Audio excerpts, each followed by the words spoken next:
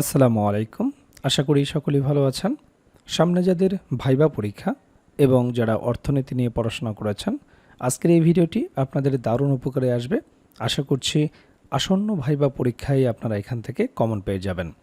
যেহেতু আপনি অর্থনীতি নিয়ে পড়াশোনা করেছেন, ভাইবা বোর্ডের প্রথম প্রশ্নটি হতে পারে যে অর্থনীতি বলতে আপনি কি বোঝেন।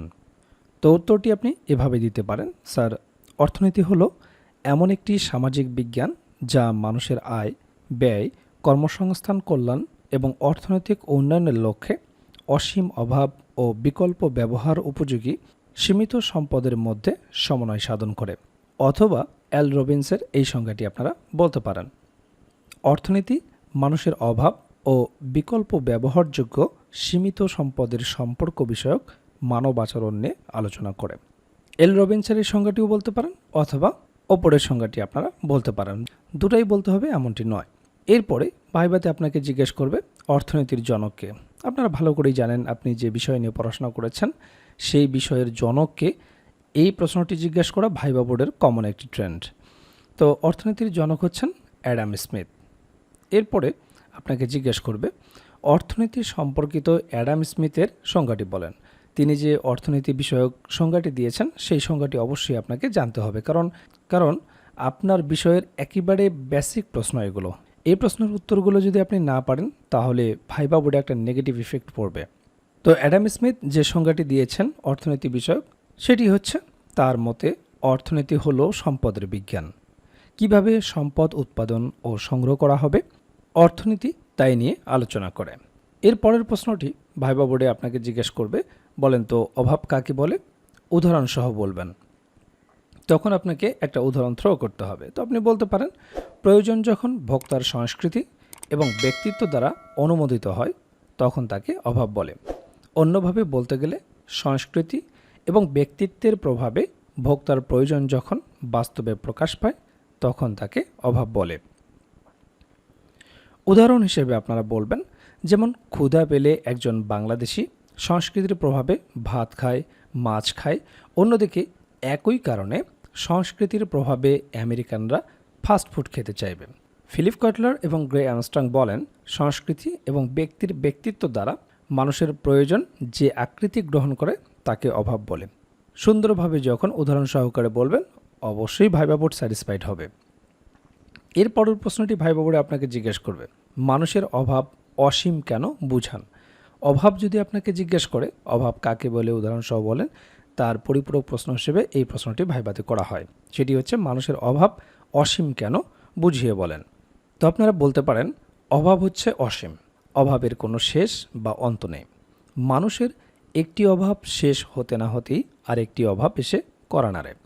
মানুষের প্রয়োজনীয় দ্রব্যের অভাব পূরণ হলেই আরামদায়ক দ্রব্যের অভাব অনুভব হয়। সেটি পূরণ হওয়ার পর বিলাসজাত দ্রব্যের অভাব দেখা দেয়। এ অভাব পূরণ হলেও দামি গাড়ি, দামি বাড়ি, মূল্যবান আসবাবপত্রের অভাব সামনে আসে। এভাবে মানুষ যে পর্যন্ত বেঁচে থাকবে সে পর্যন্ত তার অভাব শেষ হবে না। এজন্যই বলা হয় অভাব হচ্ছে অসীম। তো সুন্দরভাবে এই প্রশ্নটির উত্তর আপনারা দেবেন। এরপরে ভাইবা বোর্ডে আপনাকে জিজ্ঞেস করবে, বলুন তো মুদ্রা সংকোচন কি। খুবই গুরুত্বপূর্ণ প্রশ্ন। মুদ্রা সংকোচন কাকে বলে। বলতে পারেন, মুদ্রা সংকোচন হলো মুদ্রাস্ফীতির বিপরীত ধারণা। একটি দেশে প্রচলিত মোট অর্থের যোগানের তুলনায় যদি পণ্য সামগ্রীর যোগান বাড়ে তাহলে এসব দ্রব্যের দাম হ্রাস পায়। পণ্য সামগ্রীর দামের এরূপ হ্রাসকে মুদ্রা সংকোচন বলে। মুদ্রা সংকোচন এমন একটি পরিস্থিতিকে নির্দেশ করে যেখানে দ্রব্যমূল্য হ্রাস পেয়ে অর্থের মূল্য বা অর্থের ক্রয় ক্ষমতাকে বৃদ্ধি করে। আপনারা এখানে দুইভাবে উত্তর করতে পারেন। শুধু বলতে পারেন, মুদ্রা সংকোচন এমন একটি পরিস্থিতিকে নির্দেশ করে যেখানে দ্রব্যমূল্য হ্রাস পেয়ে অর্থের মূল্য বা অর্থের ক্রয় ক্ষমতাকে বৃদ্ধি করে। অথবা মুদ্রা সংকোচন হলো মুদ্রাস্ফীতির বিপরীত ধারণা। এই যে মুদ্রাস্ফীতি শব্দটি এখানে ব্যবহার করা হয়েছে, এটা মূলত ভাইবা বোর্ডকে নিজের অনুকূলে আনার জন্য। তখন হয়তো জিজ্ঞেস করতে পারে মুদ্রাস্ফীতি কী। তো আপনারা জানেন যে ভাইবা বোর্ডে এমনভাবে উত্তর করতে হয়, আপনার বাক্যের মধ্যে এমন কিছু শব্দ নিয়ে আসতে হবে যাতে ভাইবা বোর্ড সেই শব্দকে টার্গেট করে আপনাকে প্রশ্ন করে। যেহেতু আপনি মুদ্রাস্ফীতি শব্দটি ব্যবহার করেছেন, এর পরের প্রশ্নটি এমন হতে পারে, মুদ্রাস্ফীতি ও মুদ্রা সংকোচনের মধ্যে কোনটি কম ক্ষতিকর। অথবা বলতে পারে মুদ্রাস্ফীতি কাকে বলে। যেহেতু সেই শব্দটি আপনি ব্যবহার করেছেন। তো আমরা এখন জানি যে মুদ্রাস্ফীতি ও মুদ্রা সংকোচনের মধ্যে কোনটা কম ক্ষতিকর। সেটি হচ্ছে মুদ্রাস্ফীতি ও মুদ্রা সংকোচন উভয়ই একটা দেশের জন্য ক্ষতিকর, তবে কিছুটা তো তারতম্য আছে, সেটি আমরা জানব। অল্প মুদ্রাস্ফীতি মাঝে মাঝে কোনো দেশের জন্য মঙ্গলজনক।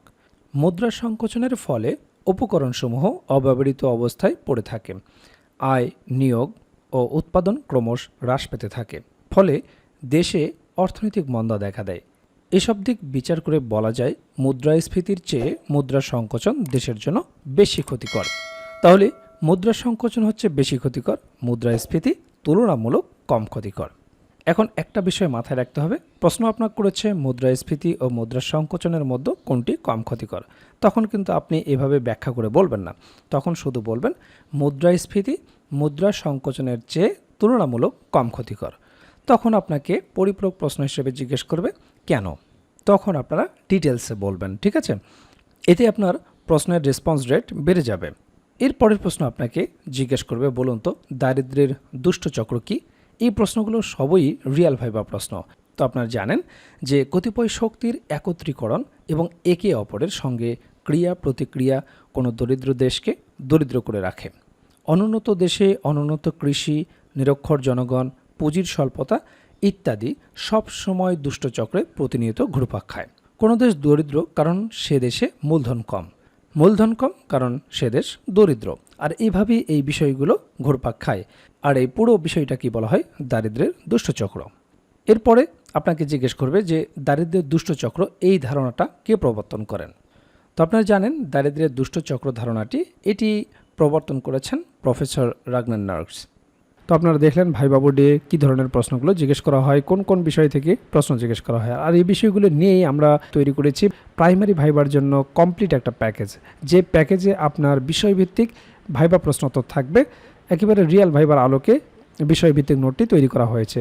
এছাড়াও আপনারা জানেন যে ডিপার্টমেন্টে আপনি ভাইবা দিতে যাবেন, সেই ডিপার্টমেন্ট সম্পর্কে অবশ্যই আপনাকে প্রশ্ন জিজ্ঞেস করতে পারে। তো সেই বিষয় সম্পর্কে একটা ভাইবা নোট থাকবে, প্রাইমারি সম্পর্কিত একটা ভাইবা নোট থাকবে। প্রাইমারি ভাইবাই অবশ্যই আপনাকে অনুবাদ জিজ্ঞেস করবে, অনুবাদের উপর একটা ভাইবা নোট থাকবে, যেগুলো প্র্যাকটিস করে গেলেই যথেষ্ট। এরপর আপনার নিজ জেলা সম্পর্কে অবশ্যই আপনাকে দু একটি প্রশ্ন জিজ্ঞেস করতে পারে। আপনার জেলা কেন বিখ্যাত, আপনার জেলা দর্শনীয় স্থান কি, আপনার জেলার নামকরণ ইতিহাস কি, বিখ্যাত খাবার কি, ভাষা ও সংস্কৃতি সম্পর্কে জিজ্ঞেস করতে পারে, মুক্তিযুদ্ধে কী অবদান রেখেছিল, নানাবিধ গুরুত্বপূর্ণ প্রশ্ন থেকে আপনাকে দু চারটি প্রশ্ন জিজ্ঞেস করতে পারে। তো সে সম্পর্কিত আপনার জেলার ওপর সুন্দর একটা সাজানো গোছানো নোট থাকবে। এছাড়াও 1947 থেকে শুরু করে বর্তমান সমসাময়িক পর্যন্ত গুরুত্বপূর্ণ বিষয়ের উপর যে সমস্ত প্রশ্নগুলো আপনাকে জিজ্ঞেস করতে পারে সেই বিষয়গুলো নিয়ে সুন্দরভাবে সাজানো গোছানো একটা সাধারণ জ্ঞান ভাইবা নোট থাকবে। এছাড়াও আপনারা জানেন যে প্রাইমারি ভাইবা বোর্ডে বাংলা ব্যাকরণ এবং সাহিত্য অংশ থেকে বেসিক কিছু প্রশ্ন জিজ্ঞেস করে থাকে, সে বিষয়ে একটি ভাইবা নোট থাকবে। এছাড়াও গণিতের একটি বেসিক ভাইবা নোট থাকবে। আপনারা জানেন যে পাটিগণিত, বীজগণিত এবং জ্যামিতি অংশ থেকে কিছু বেসিক প্রশ্ন জিজ্ঞেস করা হয়। যেহেতু আপনি প্রাইমারির শিক্ষকতা করবেন, একেবারে বেসিক জিনিসগুলো যদি আপনি না বলতে পারেন তাহলে চাকরি পাওয়াটা আপনার জন্য দুষ্কর হয়ে যাবে। কাজেই ভাইবা পরীক্ষায় আপনি যত ভালো করবেন আপনার চাকরি পাওয়ার সম্ভাবনা তত বেড়ে যাবে। কাজেই যারা প্রাইমারি ভাইবার জন্য গুছিয়ে কার্যকর একটা প্রস্তুতি নিতে চান, আমাদের ভাইবা প্যাকেজটি দ্রুত সংগ্রহ করুন। ইতিমধ্যে অনেক প্রার্থী আমাদের কাছ থেকে ভাইবা প্রার্থী সংগ্রহ করেছেন, তারা প্রস্তুতি শুরু করে দিয়েছেন। এখনও যারা প্রস্তুতি গুছিয়ে নিতে পারেন না, স্ক্রিনে দেওয়া হোয়াটসঅ্যাপ নাম্বারে যোগাযোগ করে আমাদের কাছ থেকে প্রাইমারির এই ভাইবা প্যাকেজটি সংগ্রহ করতে পারেন। প্যাকেজটি আপনারা দুইভাবে নিতে পারবেন, আপনারা হার্ড কপি নিতে পারবেন কুরিয়ারের মাধ্যমে, এছাড়াও পিডিএফ প্যাকেজ আপনারা নিতে পারবেন।